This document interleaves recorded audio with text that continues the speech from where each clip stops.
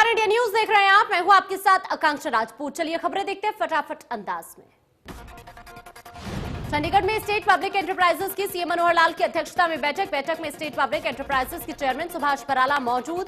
18 विभागों के साथ चर्चा हुई। यमुनानगर में विधानसभा उपाध्यक्ष रणबीर गंगवा ने कहा कि सरकार के पंचायती राज संस्थाओं के चुनावों में बीसीए वर्ग को 8% आरक्षण देने के फैसले से समाज की हिस्सेदारी बढ़ेगी। पिछड़ा वर्ग समाज के संगठनों की ओर से 29 नवंबर को हिसार में पिछड़ा वर्ग सम्मान समारोह का आयोजन किया जाएगा। इस समारोह में पिछड़ा वर्ग समाज के लोग मुख्यमंत्री मनोहर लाल का अभिनंदन करेंगे। रणबीर सिंह गंगवा ने बताया कि राज्य स्तरीय कार्यक्रम के सफल आयोजन को लेकर वो जिलों का दौरा कर रहे हैं। यमुनानगर पहुंचने पर पिछड़ा वर्ग संगठनों के पदाधिकारियों ने उनका फूल मालाओं से स्वागत किया। गोहाना में सरकारी स्कूलों में बच्चे बिना मास्क के पहुंचे। छुट्टियां घोषित होने के बावजूद बच्चे स्कूल आ गए। बच्चों को स्कूल बंद होने की जानकारी ही नहीं थी। बढ़ते कोरोना केसेस को देखते हुए सरकार ने 30 नवंबर तक स्कूलों को बंद करने के निर्देश दिए हैं, जिसकी जानकारी अभिभावकों को नहीं दी गई थी। इसलिए उन्होंने बच्चों को स्कूल भेज दिया। दिल्ली में कोरोना गाइडलाइंस की अनदेखी पर अब 2000 रुपए का जुर्माना भरना होगा। पहले जुर्माने की रकम 500 रुपए थी, लेकिन अब पुलिस 2000 रुपए का जुर्माना लगा रही है। मास्क न लगाना, क्वारंटीन नियमों का उल्लंघन करना, सोशल डिस्टेंसिंग का पालन न करना और सार्वजनिक जगहों पर थूकने पर 2000 रुपए का चालान होगा।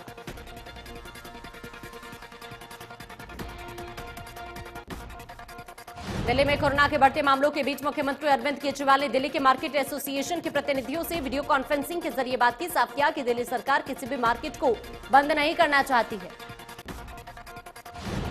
केजरीवाल ने मार्केट एसोसिएशन से अपील की कि वो ये सुनिश्चित करें कि मार्केट में कोई भी बिना मास्क के मिले तो उसे वो खुद मुफ्त में मास्क उपलब्ध करवाएं। अरविंद केजरीवाल ने सभी राजनीतिक दलों से भी अपील की कि वो अपने वॉलंटियर्स को बिना मास्क के बाहर निकलने वाले लोगों को मास्क बांटने के लिए सड़क पर उतारें। पीएम मोदी ने गांधीनगर के पंडित दीनदयाल पेट्रोलियम यूनिवर्सिटी के 8वें दीक्षांत समारोह को संबोधित किया। वीडियो कॉन्फ्रेंसिंग के जरिए संबोधित करते हुए पीएम मोदी ने कहा कि संस्थान से पास होने वाले छात्र देश की नई ताकत बनेंगे। पीएम मोदी ने कहा कि एक समय था जब लोग सवाल उठाते थे कि इस तरह की यूनिवर्सिटी कितना आगे बढ़ पाएंगी, लेकिन यहाँ के छात्रों, प्रोफेसर्स और यहाँ से निकले प्रोफेशनल्स ने इन सारे सवालों के जवाब दे दिए। पीएम मोदी ने कहा कि आप ऐसे समय में इंडस्ट्री में कदम रख रहे हैं जब महामारी के चलते पूरी दुनिया के ऊर्जा क्षेत्र में भी बड़े बदलाव हो रहे हैं। ऐसे में आज भारत में एनर्जी क्षेत्र में ग्रोथ, एंटरप्रेन्योरशिप, एम्प्लॉयमेंट की असीम संभावना है। पीएम ने कहा कि आज देश अपने कार्बन फुटप्रिंट को 30 से 35% तक कम करने का लक्ष्य लेकर आगे बढ़ रहा है। प्रयास है कि इस दशक में अपनी ऊर्जा जरूरतों में नेचुरल गैस की हिस्सेदारी को हम 4 गुना बढ़ाएंगे। 15वें G20 शिखर सम्मेलन की शुरुआत आज से होगी। पीएम मोदी शिखर सम्मेलन में शिरकत करेंगे। इसकी अध्यक्षता सऊदी अरब के किंग सलमान करेंगे। शिखर सम्मेलन को सभी के लिए 21वीं सदी के अवसरों का एहसास विषय पर आयोजित किया जा रहा है। 2 दिनों तक चलने वाला ये शिखर सम्मेलन वर्चुअली होगा। G20 देशों के लीडर्स की ये इस साल की दूसरी बैठक है। इससे पहले मार्च में बैठक हुई थी। इस बार हो रहे शिखर सम्मेलन का फोकस कोरोना महामारी के प्रभावों, भविष्य की स्वास्थ्य सुरक्षा योजनाओं और वैश्विक अर्थव्यवस्था को पुनर्जीवित करने के कदमों पर होगा।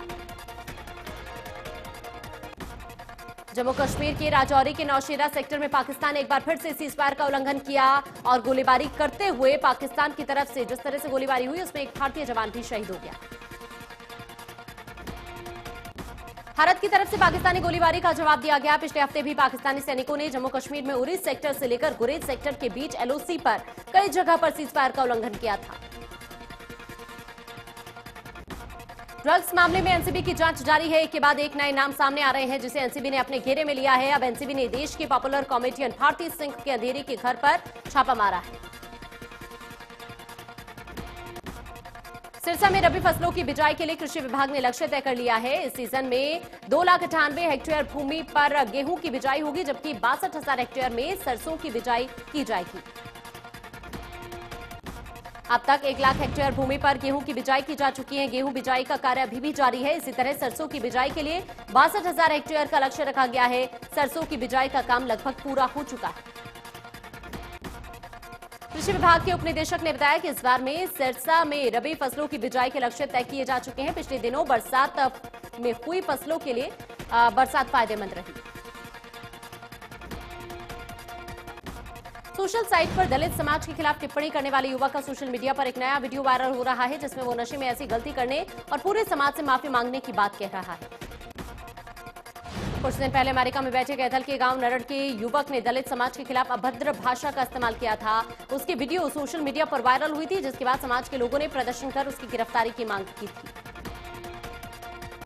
कैथल के एसपी शशांक सावंत ने भ्रष्ट एएसआई को नौकरी से बर्खास्त कर दिया है। चीका थाने में तैनात एएसआई रमेश चंद का एक ऑडियो वायरल हुआ था, जिसमें वो मामले को रद्द करने के लिए पैसों की मांग करते हुए पकड़ा गया था।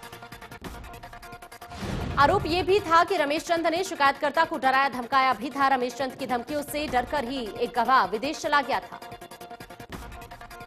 इसके अलावा आरोप ये भी था कि विभागीय जांच में शामिल न होने के लिए रमेश चंद दबाव भी बना रहा था। जांच में दोषी पाए जाने के बाद रमेश चंद को तत्काल प्रभाव से बर्खास्त कर दिया गया। कुरुक्षेत्र में थानेसर बीडीपीओ कार्यालय में कोरोना को लेकर लापरवाही बरती जा रही है। एक कर्मचारी पॉजिटिव होने के बावजूद अधिकारी लापरवाह नजर आ रहे हैं। उधर बिना मास्क घूमने वाले लोगों पर कार्रवाई और जुर्माना लगाने की पावर बीडीपीओ को दी गई है। अब तक खंड कार्यालय में लगभग 3 लोगों पर ही बिना मास्क जुर्माना लगाया गया है, जिससे अधिकारियों पर सवाल उठ रहे हैं। कुरुक्षेत्र में खुले में शौच से जनता को निजात दिलाने के दावे कागजों तक ही सिमटे हुए नजर आ रहे हैं। शहर में लाखों की लागत से बनाए गए ज्यादातर टॉयलेट बंद है। जो खुले हैं उनकी हालत खस्ता है। कुछ ही टॉयलेट में पानी की व्यवस्था नहीं है, तो कुछ में गंदगी का अंबार है। महिलाएं खुले में शौच जाने को मजबूर हैं। अधिकारी कुछ भी बोलने से कतरा रहे हैं और टेंडर खत्म होने के बाद बोलकर पल्ला झाड़ रहे हैं। नूह के ऐतिहासिक धरोहरों को संजोए रखने के लिए ओल्ड तहसील कैंपस में भव्य म्यूजियम बनाया जाएगा। डीसी का कहना है कि अब धन की कमी विकास कार्यों में बाधा नहीं बनेगी। डीसी ने कहा कि जिले में आईटीडीआर योजना के तहत जितने भी निर्माण कार्य पेंडिंग पड़े हुए हैं या धीमी गति से काम हो रहे हैं, उनमें तेजी लाई जाएगी। मेवात मॉडल सोसाइटी मुख्य प्लानिंग बॉडी के रूप में काम करेगी। नूह के अब लाइसेंस बनने और रिन्यू होने का रास्ता साफ हो गया है। पिछले करीब 1 दशक से लाइसेंस नहीं बनने और नवीनीकरण न होने की वजह से बेरोजगार हो चुके 40 से 50 हजार ड्राइवरों को राहत जरूर मिलेगी। लाइसेंस नवीनीकरण के लिए होने वाली ड्राइवरों की ट्रेनिंग प्रदेश के सभी जिलों से ली जा सकती है। डीसी ने कहा कि चालकों के लाइसेंस न सिर्फ नए बनाए जाएंगे, बल्कि जिन चालकों के लाइसेंस रिन्यू नहीं हो पा रहे थे, उनको भी जल्द से जल्द रिन्यू किया जाएगा। गुरुग्राम में चैनी स्नेचरों का आतंक देखने को मिला। एक युवक से 3 अज्ञात बदमाश चैन छीनकर फरार हो गए। चोरी की वारदात सीसीटीवी में कैद हो गई। पीड़ित युवक चैन स्नेचरों से काफी देर तक अपना बचाव करता रहा। बदमाश टैक्सी में सवार होकर आए थे। सोनीपत के बादल ने सिर्फ 14 साल की आयु में अलग अलग क्षेत्रों में जिले से लेकर राष्ट्रीय स्तर तक की स्पर्धाओं में 110 पदक जीते। जिला बाल संरक्षण अधिकारी बादल के सपनों को पंख देने के लिए हर मदद करने को तैयार है। बाल संरक्षण अधिकारी का कहना है कि 2 साल की उम्र में बादल को देखभाल केंद्र में छोड़ा गया था। बादल चहुमुखी प्रतिभा का धनी है, जिस पर पूरे संस्थान को गर्व है। आस्था के महापर्व छठ के चौथे दिन व्रतियों ने उदयमान सूर्य को अर्घ्य दिया। इसी के साथ 4 दिनों तक चले छठ पर्व का समापन हो गया। सुबह से ही घाट पर श्रद्धालु पहुंचे और उगते हुए सूर्य को अर्घ्य दिया। यमुनानगर में छठ बड़े उत्साह से मनाया गया। यमुना किनारे भारी संख्या में श्रद्धालु पहुंचे, सूर्य को अर्घ्य दिया और परिवार की सुख शांति की कामना की। कुरुक्षेत्र में ब्रह्म सरोवर पर उगते हुए सूर्य को अर्घ्य के साथ ही छठ महापर्व का समापन हुआ। श्रद्धालुओं ने छठी मैया की पूजा अर्चना की। ब्रह्म सरोवर पर घाटों पर छठी मैया की गीत गाए। श्रद्धालुओं ने उगते हुए सूर्य को अर्घ्य दिया। छठ महापर्व की आस्था घाटों पर भी बिखरी हुई नजर आई। घाटों पर श्रद्धालुओं ने प्रसाद छठी मैया को अर्पित किया। मुख्यमंत्री मनोहर लाल ने Haryana Singapore round table virtual conference को संबोधित किया। मुख्यमंत्री ने सिंगापुर के प्रमुख उद्यमों को हरियाणा में अपना आधार विकसित करने के लिए सरकार की तरफ से हर तरह के सहयोग और समर्थन की पेशकश की। मुख्यमंत्री ने कहा कि निवेशकों की जरूरतों को देखते हुए और उन्हें सभी सुविधाएं देने के लिए सीएमओ के अधीन एक नया विदेश सहयोग विभाग स्थापित किया गया है। सिंगापुर की कंपनियों को हरियाणा में व्यवसाय के लिए हर संभव मदद मिलेगी। सिरसा में कृषि कानून के विरोध को लेकर नाथूसरी चौपटा में किसान नेता रणधीर ने किसानों के साथ बैठक में 26 नवंबर को दिल्ली कूच को लेकर रणनीति बनाई गई। सिरसा में भारत सरकार द्वारा चलाई जा रही सुकन्या समृद्धि योजना से लोगों को सीधा लाभ मिल रहा है। आमजन को इस योजना का लाभ डाकघरों और बैंकों के माध्यम से दिया जा रहा है। इस योजना का लाभ ले चुके लोगों ने बताया कि ये सरकार की बहुत अच्छी योजना है और दूसरे लोगों को भी इस योजना के बारे में जागरूक किया जा रहा है। गोहाना में पराली जलाने के मामलों में पिछले साल की तुलना में कमी आई है। किसान अपने खेतों से पराली को 1500 रुपए में बाहर से आने वाले व्यापारियों को बेच रहे हैं, जिसे व्यापारी चारा बनाकर आगे दिल्ली बेच रहे हैं। तुड़ी की कमी के कारण पराली की महत्वता और डिमांड हर साल बढ़ी रही है। न सिर्फ शहरों में बल्कि ग्रामीण स्तर पर भी लोग चारे के तौर पर इसका इस्तेमाल कर रहे हैं। उधर गोहाना में इस समय 117 केस फसल अवशेष जलाने के सामने आ चुके हैं, जिनमें से 18 किसानों के करीबन 45,000 का जुर्माना वसूला गया है। सब्जियों का हब होने के बाद भी रादौर में कोई स्थायी सब्जी मंडी नहीं है। दूर दराज की मंडियों में किसानों को औने पौने दामों पर सब्जी बेचनी पड़ती है। खासकर महिला किसानों को भारी परेशानी का सामना करना पड़ता है। महिला किसान ने बताया कि समय की बर्बादी के साथ काफी नुकसान झेलना पड़ता है। ऐसे में सरकार को रादौर में स्थायी मंडी का निर्माण कराकर उन्हें राहत देनी चाहिए। सब्जी मंडी के प्रधान ने बताया कि वो लंबे समय से रादौर में सब्जी मंडी बनाए जाने की मांग कर रहे हैं, ताकि किसानों को मंडी के अभाव में हो रहे शोषण से निजात मिल सके, लेकिन कोई सुनवाई नहीं हो रही। पिछले लंबे समय से आरटीओ विभाग को ओवरलोडिंग वाहनों को लेकर आ रही दिक्कत के मद्देनजर सरकार ने सभी 22 जिलों में वेइंग मशीन उपलब्ध करवाई, ताकि ओवरलोडेड वाहन का मौके पर ही वेट करके उस पर जुर्माना किया जा सके। यमुनानगर में भी यह सिस्टम शुरू कर दिया गया है। आरटीए अधिकारी ने बताया कि जिले में अभी तक 85 चालान किए जा चुके हैं, जिनमें 39 लाख का जुर्माना वसूला गया है। आरटीए अधिकारी ने बताया कि सभी जगहों पर आने वाली ट्रॉली में रिफ्लेक्टर लगाए जाएंगे, ताकि दुर्घटनाएं न हो। ओवरलोडेड वाहनों की चेकिंग के दौरान अधिकारियों की लोकेशन बताने वाले 3 ग्रुप को डिलीट किया गया।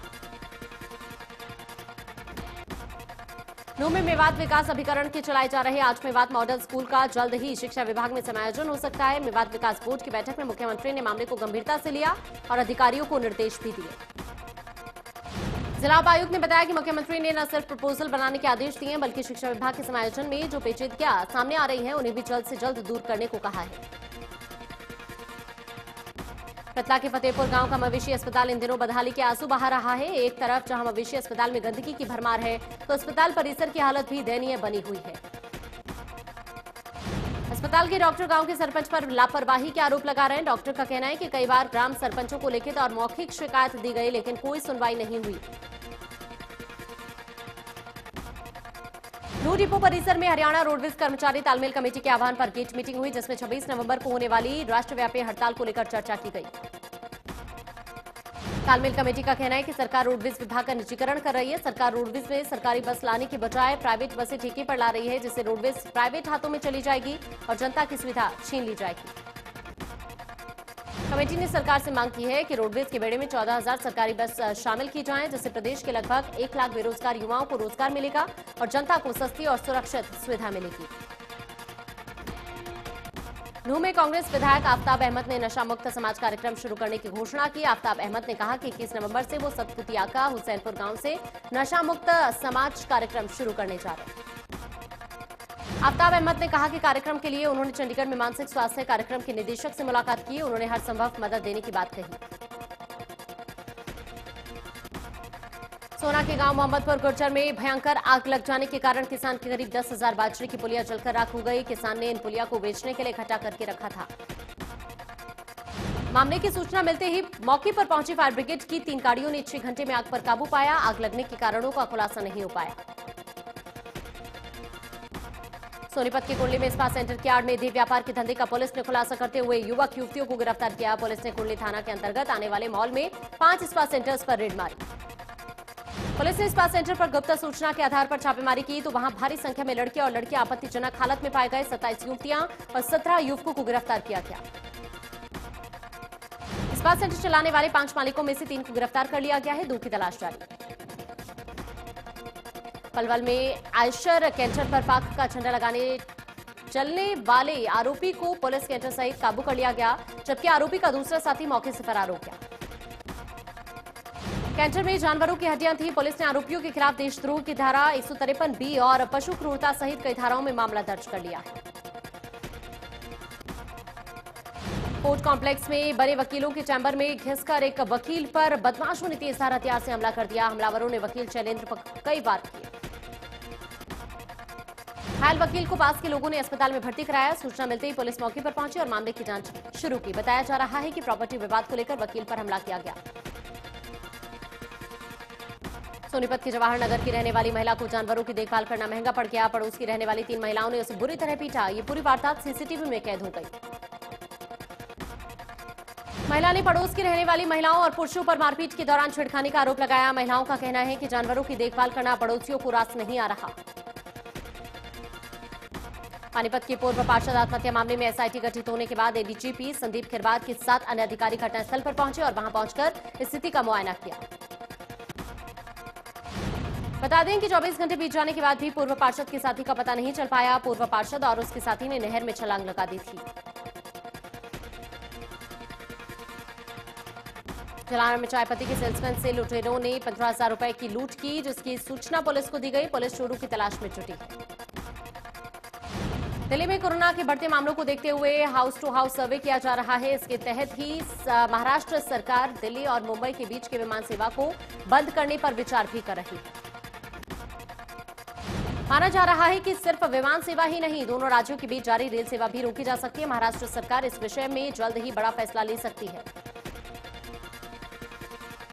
प्रदेश में कोरोना के 3,104 नए केस मिले। 25 मरीजों की जान गई। कुल आंकड़ा 2,12,000 के पार हुआ। एक्टिव केस 19,067 से ज्यादा। गुरुग्राम में 793 नए मरीजों की पहचान हुई। 3 मरीजों की जान चली गई। टोटल केस 42,000 के पार। फरीदाबाद में 489 नए केस मिले। 5 मरीजों की कोरोना से मौत। कुल केस का आंकड़ा 35,000 के पार। देश में 24 घंटे में 46,288 नए केस। 563 मरीजों की मौत। 90,50,000 से ज्यादा टोटल केस। 4,39,000 से ज्यादा केस एक्टिव। दिल्ली पर कोरोना का शिकंजा 24 घंटे में सामने आया। 6,608 नए केस। 118 की मौत। 40,000 से ज्यादा केस एक्टिव। महाराष्ट्र में कोरोना से एक दिन में हुई 155 मरीजों की मौत। कुल मौत का आंकड़ा हुआ 46,511 के पार। 78,272 केस एक्टिव। तमिलनाडु में कोरोना से हाहाकार। एक दिन में आए 1,688 नए केस। 13,000 से ज्यादा केस एक्टिव। अब तक 11,568 से ज्यादा की मौत। उत्तर प्रदेश में कोरोना से लोगों का बुरा हाल। एक दिन में मिले 2,840 नए केस। अब तक 4,91,131 से ज्यादा मरीज ठीक। 23,357 केस एक्टिव। राजस्थान में कोरोना से 20,000 से ज्यादा केस एक्टिव। एक दिन में 2,762 नए केस आए सामने। मरीजों का आंकड़ा 2,37,000 के पार। आंध्र प्रदेश में एक दिन में सामने आए कोरोना के 1,221 नए केस। मरीजों का आंकड़ा 8,59,000 के पार। 15,000 से ज्यादा केस एक्टिव। पूरी दुनिया में कोरोना के आंकड़े 5,79,00,000 के पार। अब तक 13,77,000 से ज्यादा मरीजों ने गंवाई जान। पूरी दुनिया में अब 1,64,00,000 के पार कोरोना के केस एक्टिव। अमेरिका में कोरोना ने जमकर मचाई तबाही। कुल मरीजों की संख्या 1,22,00,000 के पार। अब तक 73,16,000 से ज्यादा मरीज ठीक। कोरोना के मामले में पूरी दुनिया में तीसरे नंबर पर ब्राजील। अब तक 1,68,000 से ज्यादा मरीजों ने कोरोना के चलते गंवाई जान। कुल मरीजों की संख्या 60,20,000 के पार। रूस में कोरोना के मरीजों की लगातार बढ़ रही संख्या। कुल मरीजों की संख्या 20,39,000 के पार। 4,53,000 से ज्यादा केस एक्टिव। 35,311 मरीजों की मौत।